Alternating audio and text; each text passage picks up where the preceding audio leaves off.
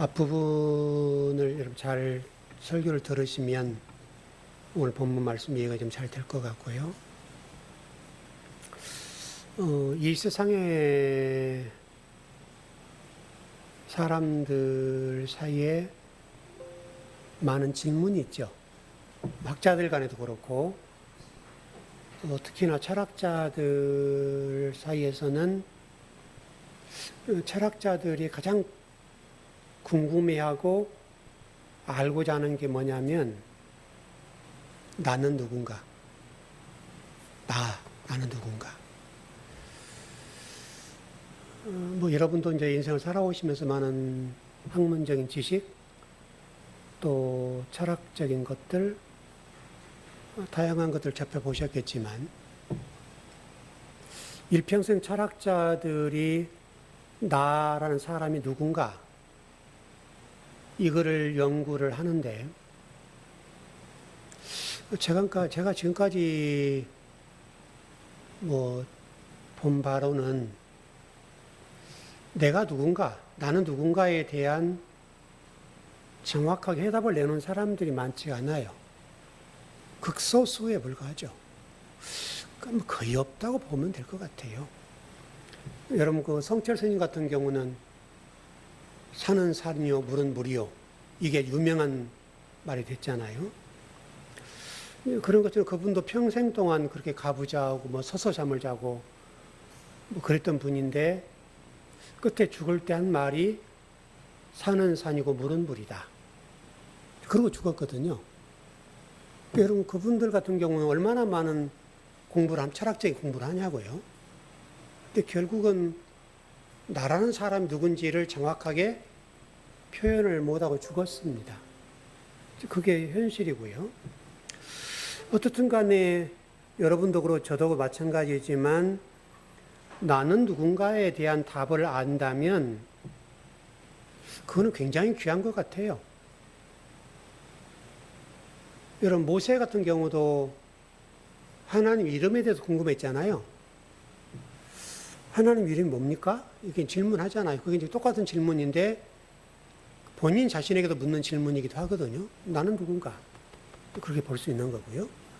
하나님 앞에 질문을 했을 때 하나님이 나는 나다. 그렇게 답을 하셨거든요. 그게 여러분 우리 창세기 3장 14절을 공부했잖아요. 공부했을 때 아마 히브리어를 여러분 그때 말씀드렸는데, 하야 아쉐르 아야, 하야 아쉐르 하야. 나는 나다. 그 말이거든요. 그 말이면 다 끝나버리는 거죠. 이게 여러분 신약 성경으로 넘어오면 하야 아세르 하야라는 이 단어가 에고 에이미, 나는 뭐뭐이다, 나는 생명이다, 나는 양의 문이다, 이렇게 말씀하신 부분이 있죠. 에고 에이미, 그게 에고 에이미거든요. 그게 히브리어로 표현하면 하야 아세르 하야, 신약어로 표현하면 헬라어로 표현하면 에고 에이미. 이게 지금 똑같은 단어예요. 이제 제자들에게도 예수님이 물으셨죠. 너희는 나를 누구라 하느냐? 그때 베드로 용감하게 대답을 하잖아요. 주는 그리스도의 살아계신 하나님의 아들입니다. 그래, 참 잘했다. 이렇게 이제 칭찬하는 장면도 있고요. 여러분, 제가 창세기 3장, 출애굽기 공부할 때, 창세기 더불어서 제가 그런 말씀을 드린 그 기억이 있는데, 이걸 이제 사람이라는 단어가 영어로 하면 human being이라는 단어예요. 영어로. being이라는 단어가 하야라는 단어예요. 히브리어로. 그 human이라는 것이 아쉐르라는 단어고요. 그 being이라는 단어를 이해하면 끝나죠. 그러니까 이렇게 정리를 해보면 돼요. human이라는 단어와 being이라는 단어가 사람이란 영어 단어 뜻이거든요. 근데 이 human이라는 단어는 소문자 I예요. 소문자 I. 그리고 being이라는 단어는 대문자 I예요. 이 I, 이게 하야라는 단어와 더불어서 이 I를 아는 게 중요하단 말이죠. 이게 소문자 I라는 말은 소문자 human. 내가 죽어야 내가 보인다는 말이에요. 그래서 우리 창세기 공부 때 1장 공부했잖아요. 태초라는 단어를 공부할 때 노시라는 단어를 설명을 드렸죠. 다 그렇게 연결돼요. 그거가 똑같은 단어들인데 그거를 통과하지 않으면 안 된다고요. 그래서 이렇게 성경은 설명해요. 다니엘서 10장 9절 한번 봐봐요.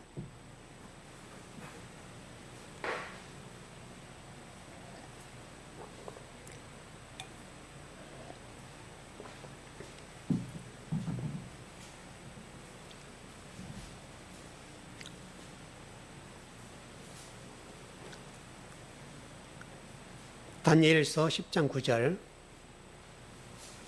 이게 나는 누군가라고 하는 것의 답에 관한 말씀이에요.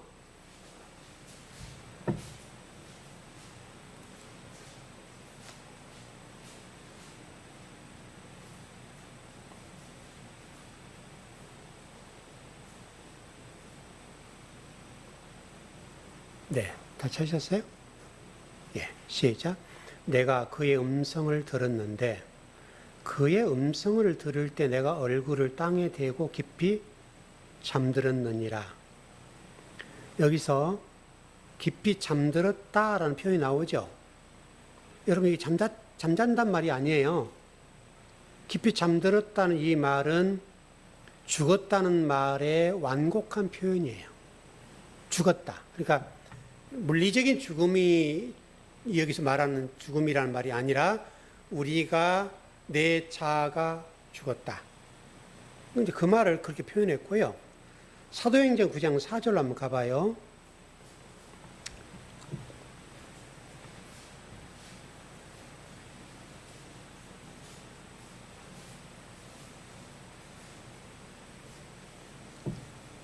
사도행전 9장 4절.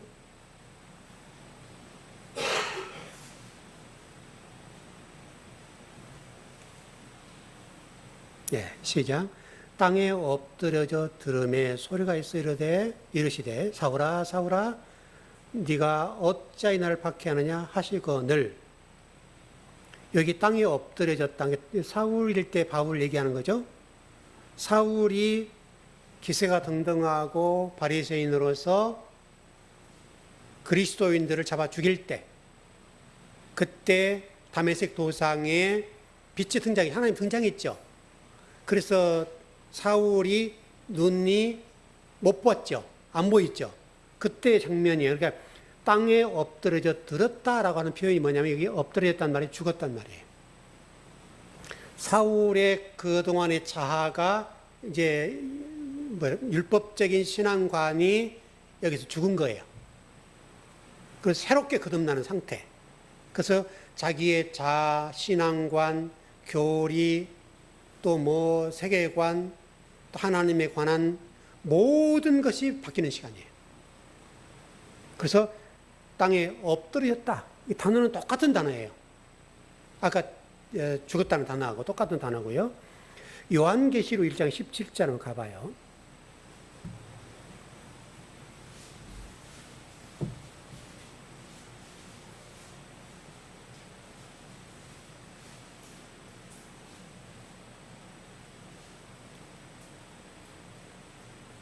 예, 시작.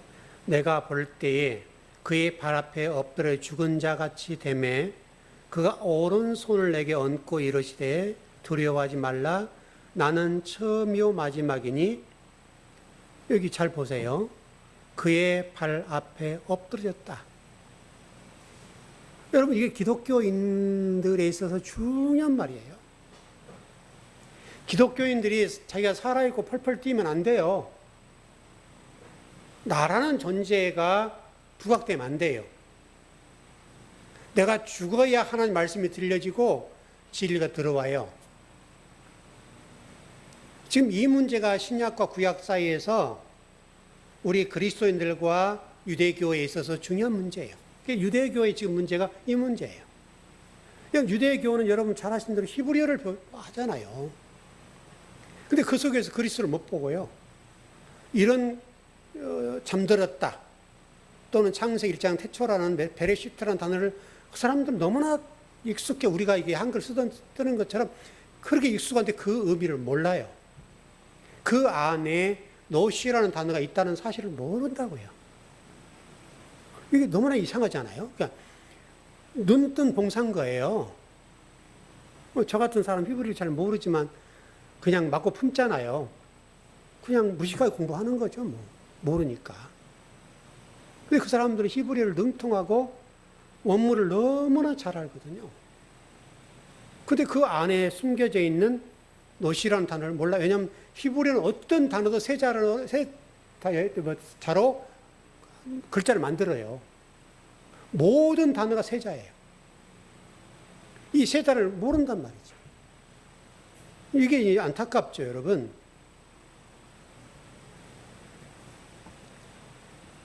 나는 누군가라고 하는 것을 아는 유일한 방법은 내가 죽는 거예요. 내가 죽지 않으면 나는 절대 안 보여요. 그래서 휴먼 빙이라는 단어를 했는 것처럼 휴먼, 소문자 나, 대문자, 이 대문자 나, 아이라는 단어는 하나님이라는 표현이에요. 원래 그 출애굽 3장 14절에서 나는 나다 할 때 이 아이요. 이 아이. 이게 지금 우리 신앙이 굉장히 중요해요. 우리 지금 오늘 본문에서도 똑같습니다만은 마르다도 마찬가지, 유대 종교 지도자 마찬가지입니다만은 나는 부활이요 생명이다. 이게 부활에 관한 얘기에 관해서 예수님이 가르치고 있는 장면이잖아요. 나사로를 통해서 부활이 뭔지, 죽음이 뭔지, 또 나사로 죽음이 누구의 죽음인지를 지금 가르쳐 주시는 거잖아요. 현장 학습을 하는 거예요. 나사로 죽음을 가지고. 실습을 하는데도 못 알아들어요. 그럼 여러분, 예수 얼마나 답답하셨겠어요. 이게 부활이라고 하는 것이 지금도 여러분 다른 그리스도인들이 부활을 우리가 죽은 다음에 예수님 재림한 다음에 이루어지는 어떤 것, 이렇게 이해하는 거잖아요. 근데 여러분 성경을 보시면 예수님 자체가 나는 부활의 생명이다. 이게 부활의 의미를 이렇게 현재로 바꿔버렸어요. 우리들이 지금 현재로. 근데 이게 잘 안 돼요. 우리 성도들은 지금 얼마나 이해하는지는 제가 잘 모르죠. 제가 뭐 여러분 귀에 딱지가 붙도록 이 말씀을 하기 때문에 아, 그런가 보다 할지는 모를지 모르지만 진짜 여러분들이 이게 확 와닿는가는 모르죠. 왜? 이게 워낙 우리가 박혀 있는 교리적인 것이 예수님 재림한 이후에 우리가 부활한다. 이렇게 믿는 거니까. 예수님 답답함이 그거잖아요. 나사로의 죽음으로부터 부활하는 이 사건, 살아나는 사건을 통해서 부활을 설명하는 거고, 그 사건이 예수 그리스도의 죽음과 부활의 문제를 다루는데 예수님이 말씀하실 나는 부활이요 생명이다. 부활이라고 하는 건 저 멀리 있는 게 아니라는 거예요. 지금이다, 지금. 여러분 그 당시에 사두개인들과 바리새인들, 유대 종교 지도자들 이 말을 알아들었을까요? 제 판단으로는 이해를 못했던 것 같아요. 마르다도 마찬가지고. 지금 만일에 여러분에게는 이제 차근차근 공부를 해왔기 때문에 이런 설교가 가능하죠. 근데 생뚱맞게 새로운 어떤 성도에게 제가 어느 교회에 설교를 갔다고 하자고, 예를 들어서 이런 설교하면 여러분 그 성도들이 어떻게 생각하겠어요? 저 목사 이상하다. 일단 색안경 끼고 보지 않겠어요? 그리고 아무래도 이상한 목사다. 이런 설교 못해요, 여러분. 할 수 없어요.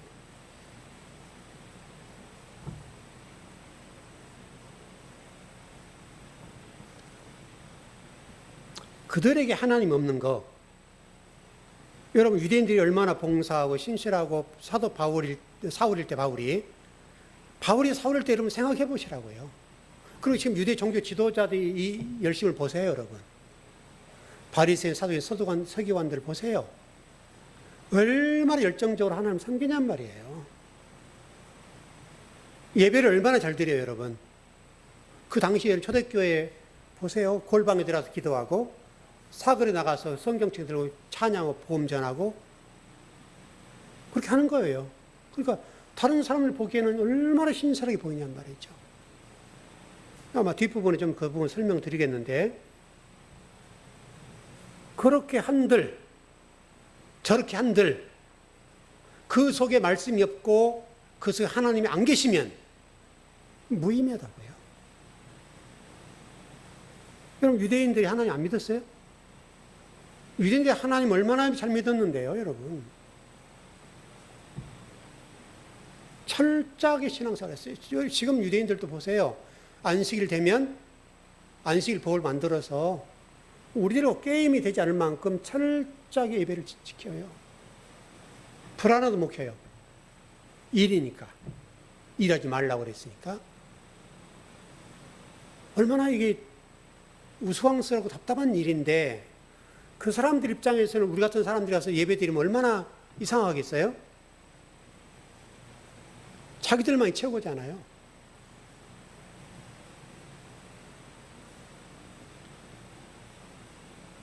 저는 이 문제가 교회의 문제뿐만 아니라요, 우리나라의 문제와 똑같다고 봐요. 우리나라는 어떤 나라인가? 여러분, 이번에 관세 협상을 좀 어느 정도 마친 것 같죠? 왜 우리는 이 트럼프라는 한 사람에게 전 세계가 꼼짝을 못해요? 우리는 주권국이잖아요.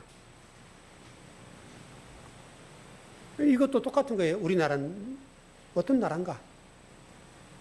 그러니까 우리가 힘이 있고 능력이 있으면 미국이 함부로 하겠어요? 많은 메시지를 던져준단 말이죠. 이번에 15% 지금 합의한 것 같긴 한데, 근데 지금 우리나라나 다른 나라들 보면 그게 마지노선이죠. 15%가.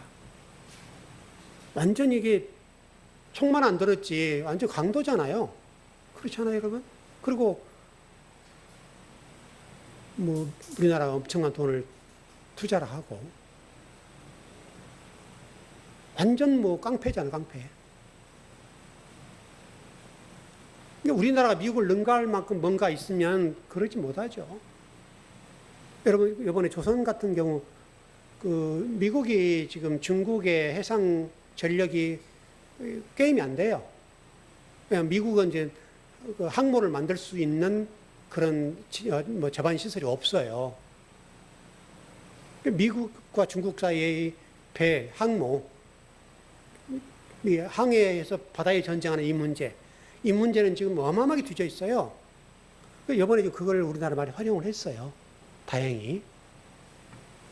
그래서 미국이 이제 항모를 수리하거나 또 수주할 때 우리나라의 손을 빌리지 않을 수가 없어요. 그렇게 제가 예전부터 우리 나라가 그랬으면 좋겠다고 얘기를 많이 드렸던 것처럼 여러분께 똑같은 얘기라고 지금 이게 우리 얘기란 말이죠. 그 문제로 이번에 그래도 조금 덕을 본 것 같아요. 그럼 우리가 지금 전 세계, 우리나라뿐만 아니라 이렇게 생각을 해보세요. 전 세계가 트럼프 앞에 왜 이렇게 꼼짝을 못하죠?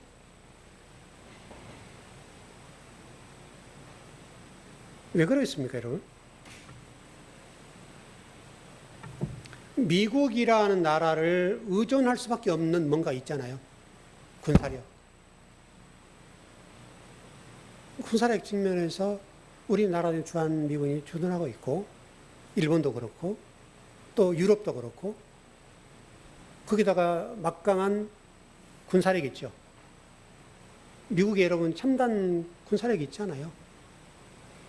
그거 아니면 다른 나라의 점쟁을 어떻게 할 수가 없으니까 꼼짝을 못 하는 거죠. 이제 그런 것으로도 벗어날 수 있는 방법은 우리가 자주국방을 하고, 실질적으로 생각하면 우리나라를 위해서 미국이 있지만, 미군들이 있지만, 실질적으로 우리나라뿐만 아니라 중국을 견제할 수 있는 거잖아요. 맞죠, 여러분? 우리나라 때문에 있는 건 아니에요, 실질적으로.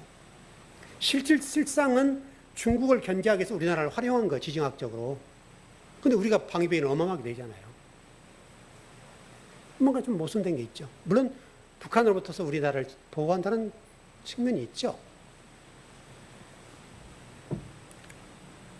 그러니까 그 제프리 페퍼라는 스탠포드 교수가 자원 의존 이론이라는 걸 통해서 이렇게 얘기해요. 국가든 조직이든 개인이든 필연적으로 외부 자원을 의존할 수밖에 없는데 그 의존도를 낮춰야 산다. 여러분 맞는 말이죠. 그러니까 미국으로부터서 우리가 이렇게 자꾸 영향력이 의존적인, 우리가 의존적인, 그것을 벗어나야 우리가 트럼프가 뭐라고 말하든 또 우리가 만일에 수출품들 미국 의존도가 아닌 다양한 나라에 충분히 먹고 살 수 있는 만큼의 수출을 하면 알아서 해라 해보면 되는 거죠. 근데 그거 못 하잖아요. 그냥 미국이 워낙 크니까. 시장이 크잖아요. 그래서 미국이 지금 전체 세계를 실효 지배를 하는 거죠. 많이 좀 안타깝죠. 앞으로 우리나라의 시민단체들이 미군 철수하라는 말이 많이 나올 것 같아요. 이제 우리가 자주국방 문제를 우리가 박차를 가해서 가야 될 문제 같긴 해요. 왜? 그래야 우리가 미국으로부터서 이렇게 굴욕을 안 당하죠. 실제로 주권국인데 미국에 의존적이잖아요. 미국에 의존적인 우리나라가 어떤 북한이나 중국으로부터서 우리가 이게 좀 전쟁을 억제할 수 있는 힘이 그쪽에 있으니까. 그리고 실제로 우리가 뭐 전쟁할 수 있는 모든 것들 못 하잖아요. 왜? 전작권이라고 하는 것이 미국에 있잖아요. 미국이 오케이 하지 않으면 못 하는 거예요, 우리가.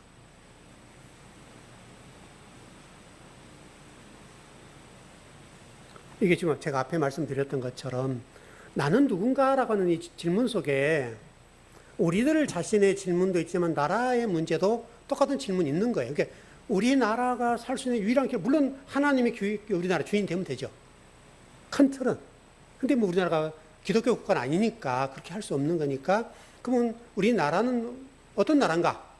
주권이 있는가? 자주국방은 스스로 감당할 수 있는가?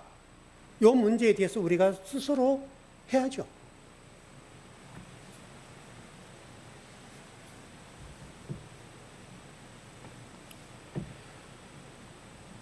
나가 죽지 않는 나는, 그리고 우리 뭐 기업들도 마찬가지, 기업들 사이에 방위 산업들 있잖아요. 우리나라 굉장히 뭐 하나, 뭐 두산 이런 데 뭐 엄청나잖아요. 지금요. 뭐 KF-21이라는 비행기를 만들었잖아요. 전투기.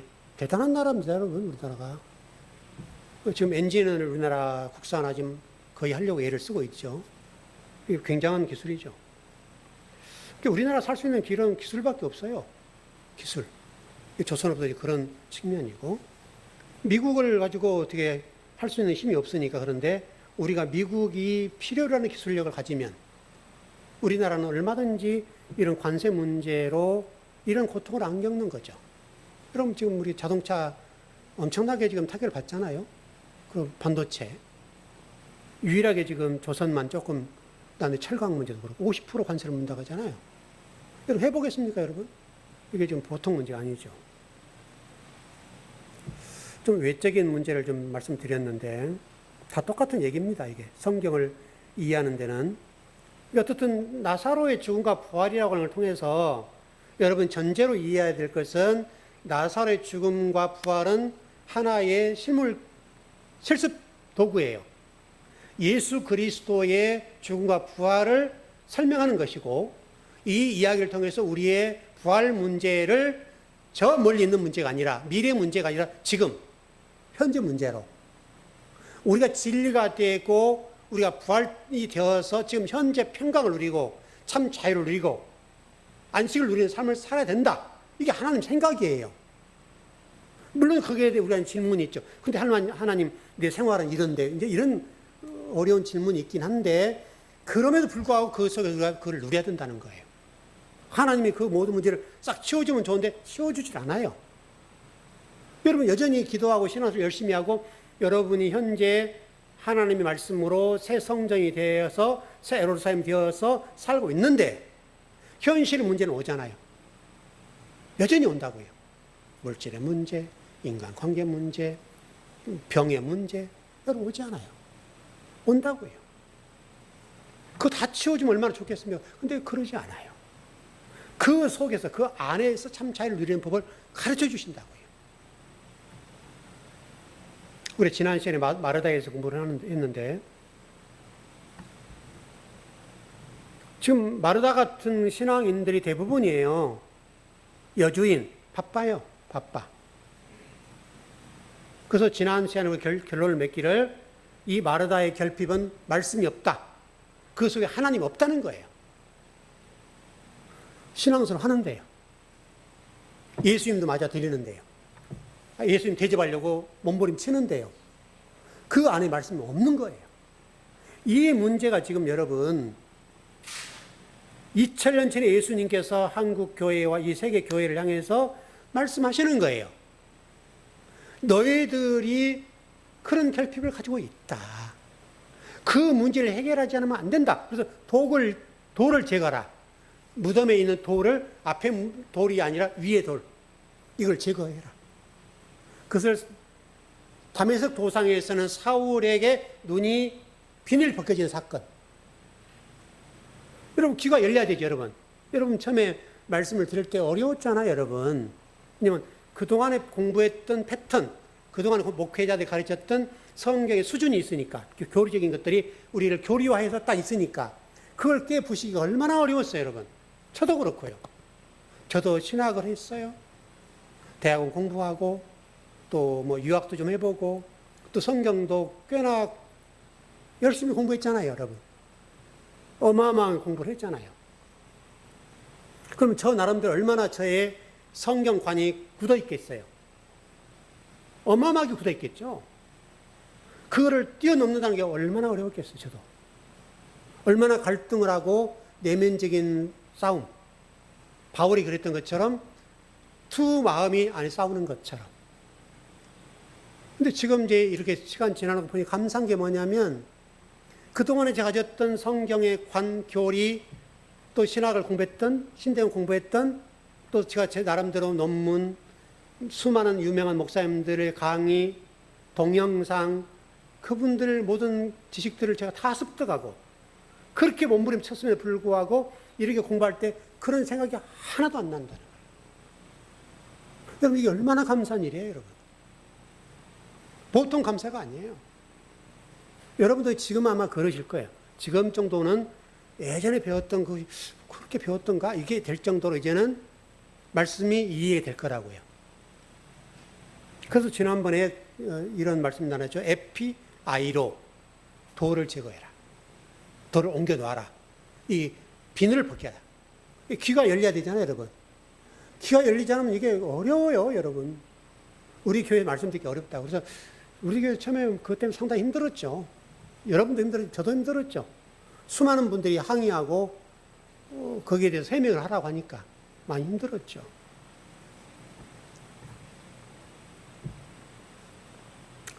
사실은 여러분 성경을 해석할 때 인간적인 사고를 중심으로 성경을 해석해주면 설교하는 저도 좋고 여러분도 좋아요. 왜? 왠지 모르게 여러분들이 풍요로운 뭔가를 받는 느낌을 받고 돌아가니까. 저도 여러분에게 뭔가를 주는 느낌이 있으니 좋아요. 인간적으로는. 그러나 성경은 우리가 주인공이 아니에요. 성경의 주인공은 하나님이에요.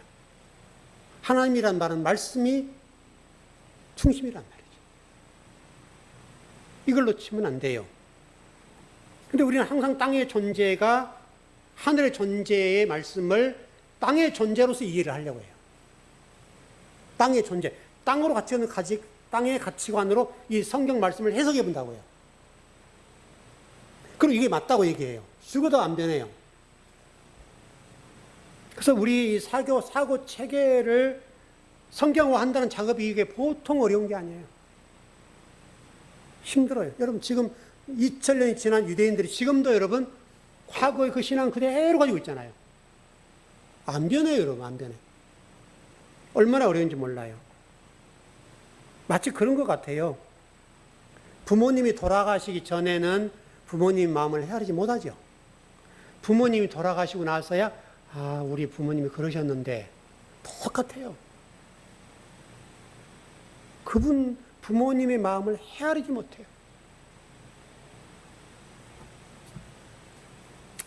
뭐 여러분 보셨던 것처럼 지금 우리 박서방 이사 가는 거 보셨죠? 딸도 이사하고 참 마음이 아프기도 하고 그런데 한편으로 더 아픈 거는 저 마음이 있어요. 우리 박서방에 대한. 말을 안 들어요. 이놈이. 지 살 길을 가르쳐 주는데.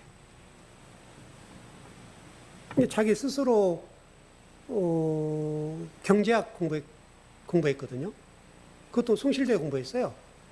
서울대 가려고 못 가고 지금 거기 가가지고 공부를 했으니까 얼마나 머리가 똑똑합니까? 근데 제가 바라볼 때 하고 있는 사업이 제가 가르쳐 준 것과 달라요. 우리 박사는 금방 돈 벌 것 같지만 아버님 금방 벌 것 같은가 봐요. 근데 제가 볼 때는 우리 딸은 이제 워낙 떨어져 있으니까 안 되겠다 싶어서 그냥 이사를 가기는 한 건데 안타까운 거죠, 저는. 그래서 우리 박서방한테 제가 그 얘기를 했거든요. 이제 주아가 2학년이고 3학년 올라갈 나이가 됐으니까 거기 살다가도 올라올 나이다. 근데 뭐하러 가려고 그러냐. 제가 그렇게 얘기를 했거든요. 근데도 간 거죠. 이게 여러분, 대학에서 경영을 공부하고 경제를 공부하고 한 사람이니까 얼마나 그쪽 받겠습니까? 저는 그쪽을 모르잖아요. 근데 제가 성경을 통해서 볼 때는 그렇게 하면 안 되는 거예요. 근데 이게 안타깝죠, 여러분. 이게 우리 사람이 안 변한다고 이렇게 쉽게 변하지 않나요, 여러분.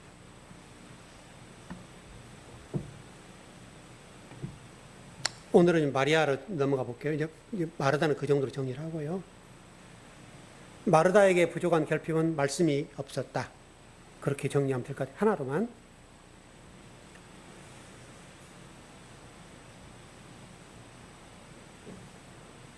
하나만 이렇게 정리해 보죠.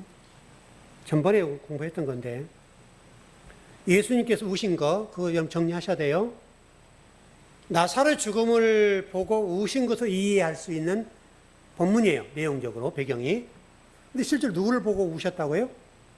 유대인들 마르다를 보고 예수님이 통곡을 하신 거죠. 가슴을 치잖아요.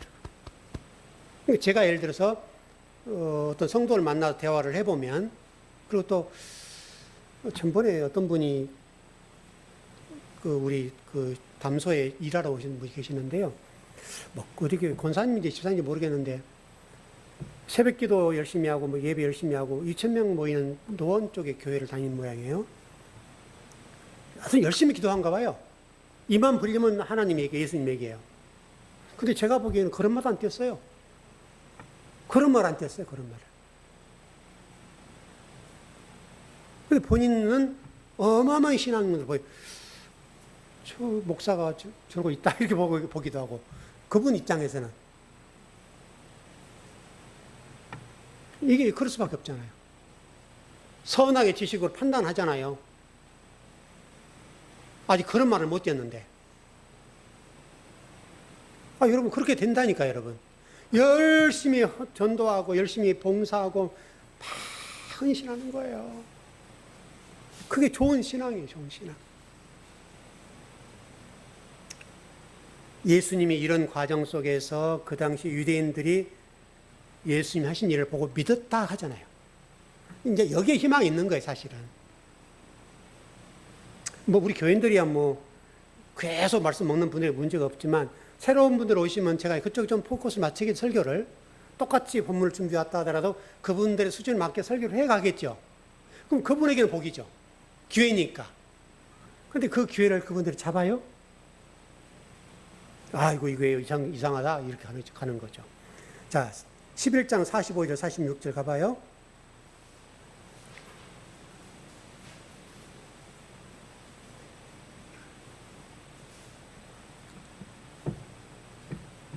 시작.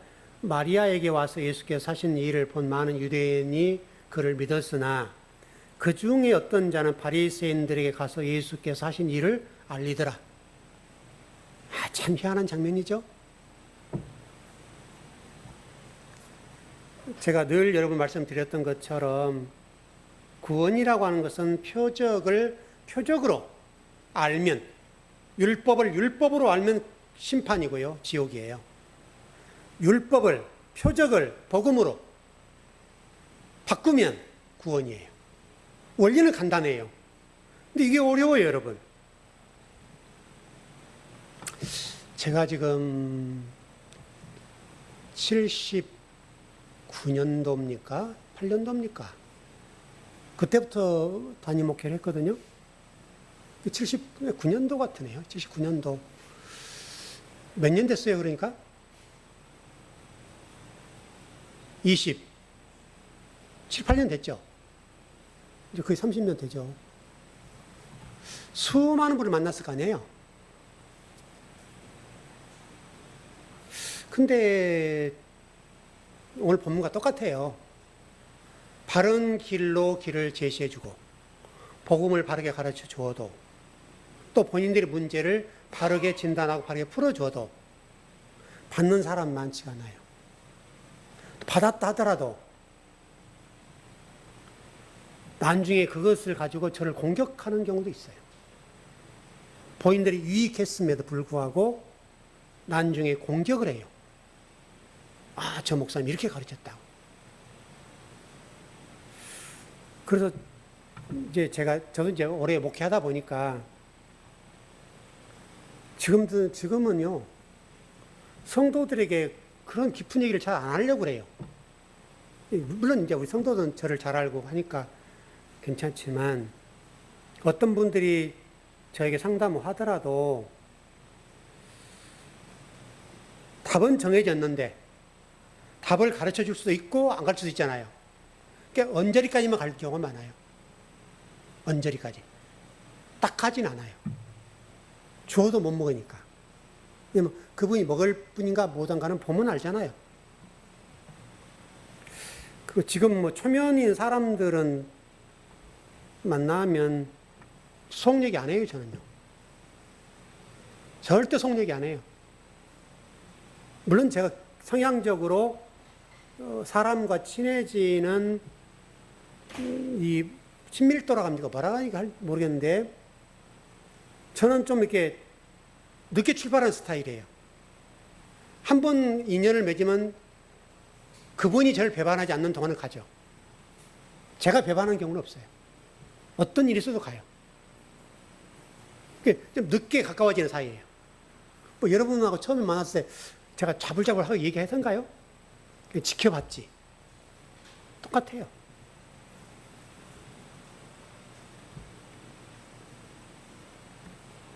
물론 양의 특징이 그런 것인데 속은 상하죠.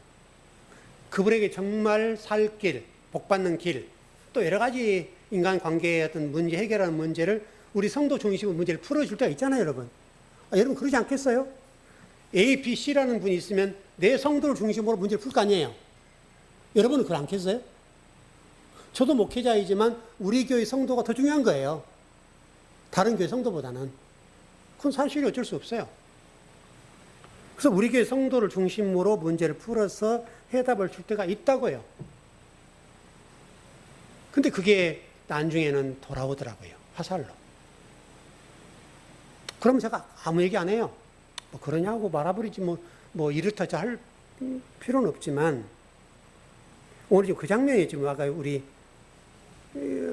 요한복음 11장 45절 46절 보니까 예수님이 지금 그 당시 유대인들에게 부활과 살 길, 생명의 길, 영생의 길을 가르쳐 줬어요.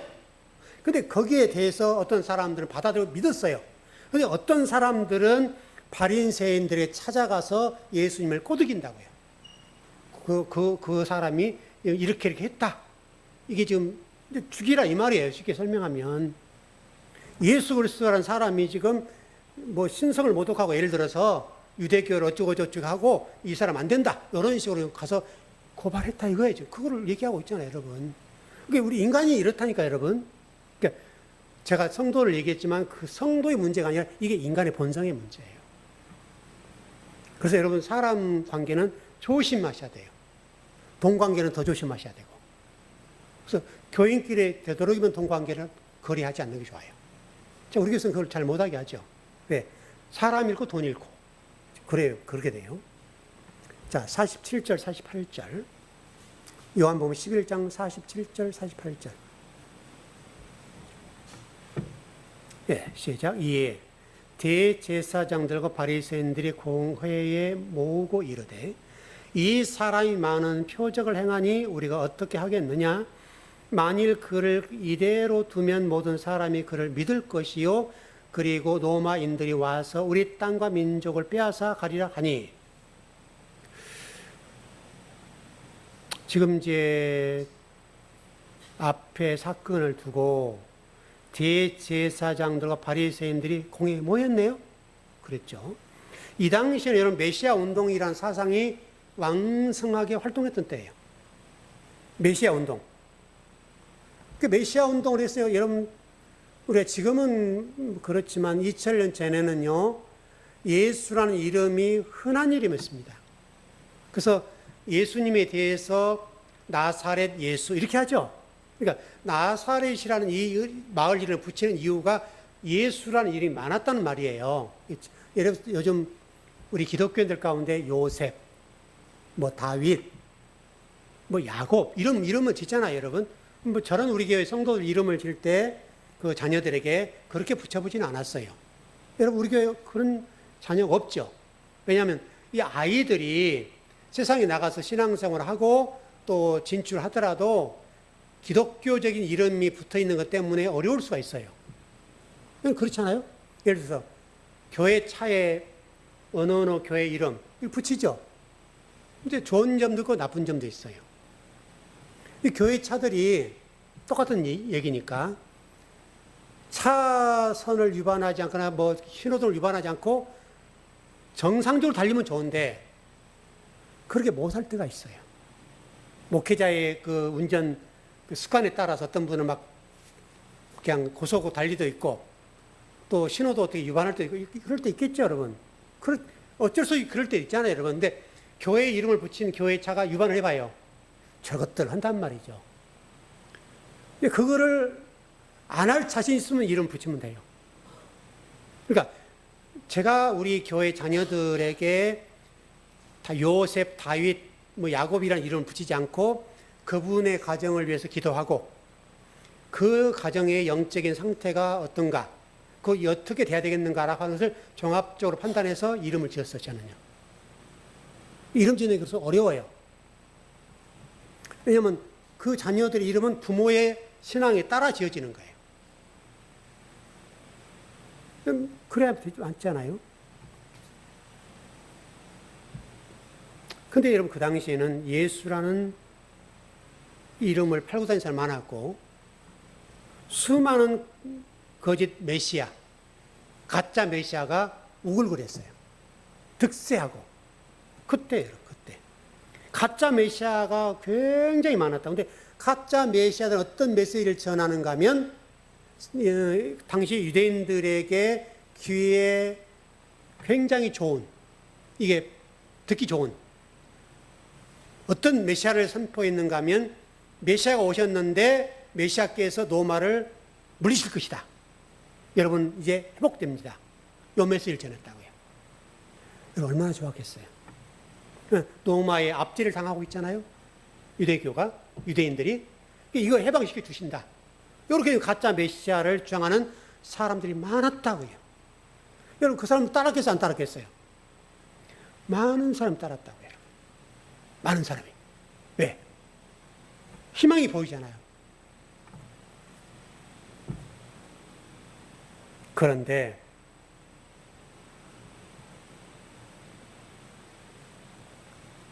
여러분 아까 48절 보세요. 로마인들이 와서 우리 땅과 민족을 빼앗아 가리라 하니, 여기 지금 개혁 성경에는 소유의 땅이라고 지금 번역이 됐거든요. 우리 개혁 개정판은 우리의 땅이라고 됐으니까 좀 약간 그로 잘 된 편인데, 우리 땅이라는 표현이 어떻게 이해되시나요? 우리 땅? 개혁 성경에는 소유의 땅이라고 되어 있거든요. 여기서 우리 땅이라는 말은 어떤 말은 자기네 땅. 우리라고 하는 것은 포괄적이죠. 여기서는 자기 땅. 지금 이게 이렇게 지금 거짓 선지자들과 이렇게 지금 그 뭐 가짜 메시아가 지금 등장해서 지금 어쩌고저쩌고 얘기를 하는데 자기 땅들이 지금 빼앗기게 생겼습니다. 이거 막아주세요. 로마 총독에게 로마 통치에 의해서 자기들의 권한을 빼앗기고 자기 땅에 빼앗기게 생겼으니까 지금 가짜 메시아가 왔는데 그 메시아께서 회복해 줄 것이다. 이런 메시지를 전했다고요. 그래서 기가 솔깃하겠어 안 하겠어요? 솔깃하죠. 49절 50절이요.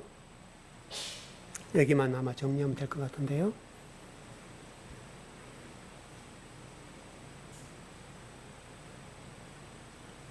네, 시작. 그 중에 한 사람 그 해의 대제사장인 가야바가 그들에게 말하되 너희가 아무것도 알지 못하는도다. 한 사람이 백성을 위하여 죽어서 온 민족이 망하지 않게 되는 것이 너에게 유익한 줄을 생각하지 아니하는도다 하였으니. 대제사장이 가야바네요. 유대계는 속죄제를 드렸죠. 대제사장이 여러분 1년에 한 번씩 지성소를 들어갔지 않습니까? 바로 그런 문제와 관련돼서 간단하게 풀어볼게요. 여러분 히브리서 10장으로 한번 가봐요. 현재 우리 기독교의 문제와 이 본문을 명확하게 주석해 준 본문이에요. 히브리서 10장 1절 14절이네요. 왜 제가 설교를 할 때 그렇게 입에 침이 마르도록 이런 그 잘못된 열심에 대해 설명하는지 본문이 말씀하는 본문입니다. 예, 11절 시작.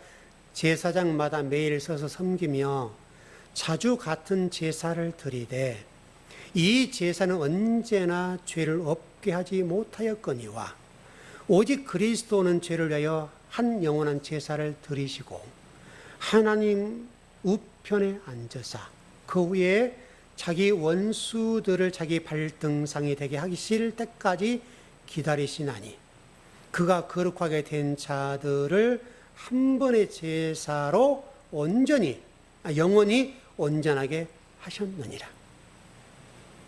11절 보세요.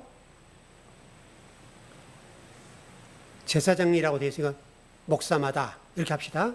성도마다 매일 서서 섬기며 자주 같은 예배를 드리되 이 예배는 이 봉사는 이 헌신과 충성은 언제나 죄를 없게 하지 못하거니와. 해석이 됩니까? 12절 오직 그리스도는 죄를 위하여 한 영원한 제사를 드리고 한 번에 끝난다는 거예요. 하나님 우편에 앉으사 그 후에 자기 원수들을 자기 발등상에 대게 하실 때까지 기다리시나니 그가 거룩하게 된 자들을 한 번의 제사로 영원히 온전하게 하셨느니라. 정리돼요? 예수 그리스도께서 십자가에서 죽으심으로 우리가 믿음이라고 하는 설명할 때 예수 그리스도의 믿음 때문에 그 한 번의 제사로 영원히 온전하게 하셨다. 그래서 제가 둘째 사망 없다고 그랬죠. 성경이 설명하잖아요. 그래서 11절 잘 보세요, 여러분. 예배드리고 기도하고 예배하고 봉사하고 헌신하고 구제하고 전도하고 다 해도 그 예배는 그 헌신은 언제나 죄를 없게 하지 못한대요. 여러분 성경이 이렇게 나왔는데 이걸 안 믿어요, 여러분. 여러분이 믿으세요? 여러분에게 교회 봉사하지 말라 그런 말에 봉사가 주가 된 거예요. 봉사가 주가 되고 봉사에 하나님 나라 가고 천국 간다고 생각하는 그걸로 못 가요, 여러분. 돈으로 못 간다고 그러잖아요. 돈으로도 못 가요. 예배해도 못 간다고 하잖아요, 여러분. 제사를 드려도 안 된다는 거예요. 왜? 대제사에 드린 제사, 뭐 속죄제를 드리거나 또 1년에 한 번을 드리거나 왜 회당에서 매일 와서 예배 드리고 우리가 매일 예배 드리고 똑같은 예배죠, 여러분. 이걸 신약 시대로 바꾸면 정리가 되잖아요. 해도 안 된대요.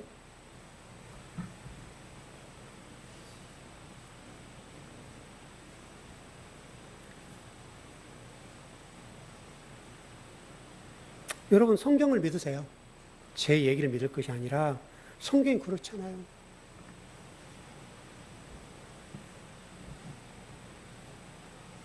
정리 다 끝나셨죠? 정리되시죠? 계속 궁금했던 분들 계시고, 목사님 설교를 하니까 저 틀릴 것 같지 않는데 저게 뭘까? 히브리서 10장을 통해서 깔끔하게 정리가 된 거예요. 주석이에요, 주석.